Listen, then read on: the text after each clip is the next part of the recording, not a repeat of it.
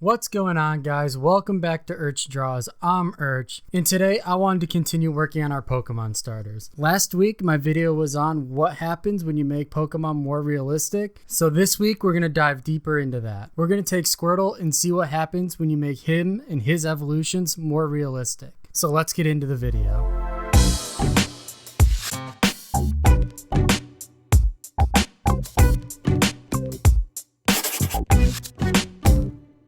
First off, I'm just going to start with a quick pencil drawing to get down exactly how I want these evolutions to look.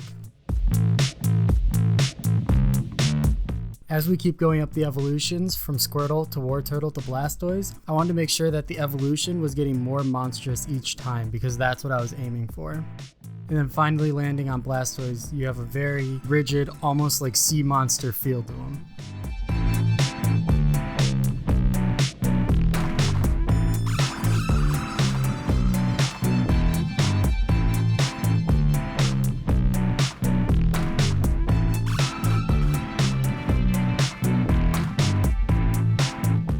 And then, as always, to make sure my details popped up, I used my Copic fineliner to make sure I can see everything in the final drawing.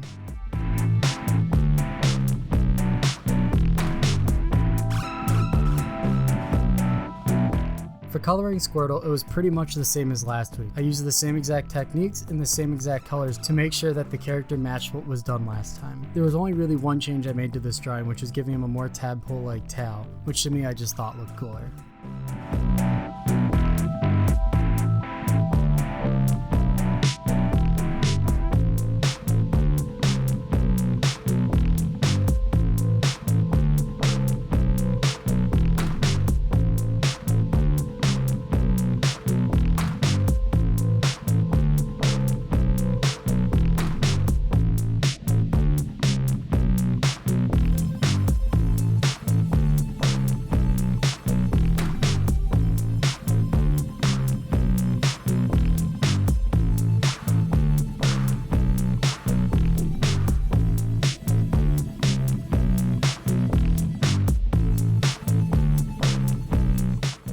When I colored Wartortle, I wanted to make sure that he had the same exact lighting and the same exact colors as Squirtle so that the evolutions matched.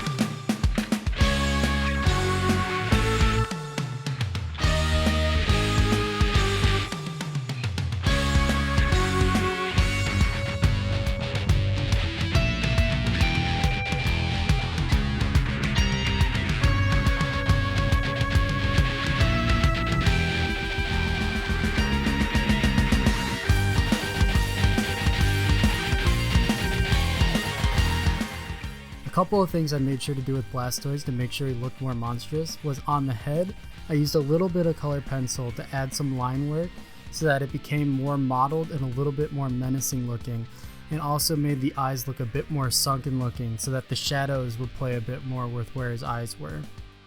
Then the other thing I really wanted to make sure I captured was there's a lot more inconsistencies in his shell, a lot more outgrowths that look more menacing, so I wanted to make sure that those areas were in shadow to give it a bit more of a pop.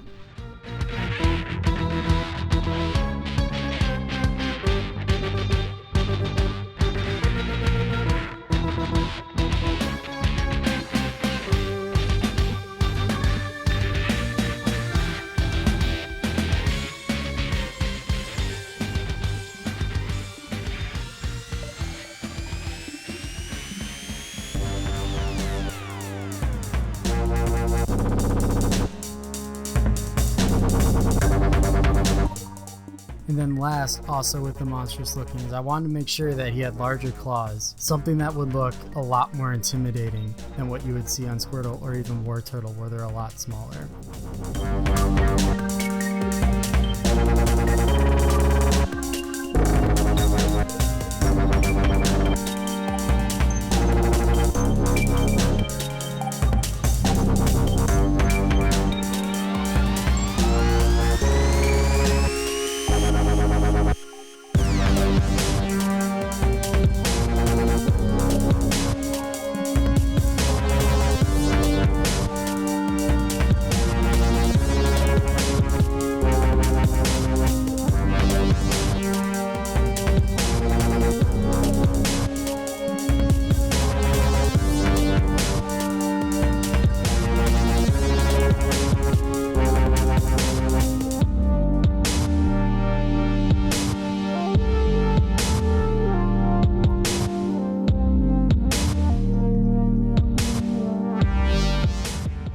And then last, after all the evolutions were done, I just laid a little bit of gray on the ground to give it a solid place where they were standing before I then went back over the entire drawing with a thicker fine liner to make the drawing pop out more.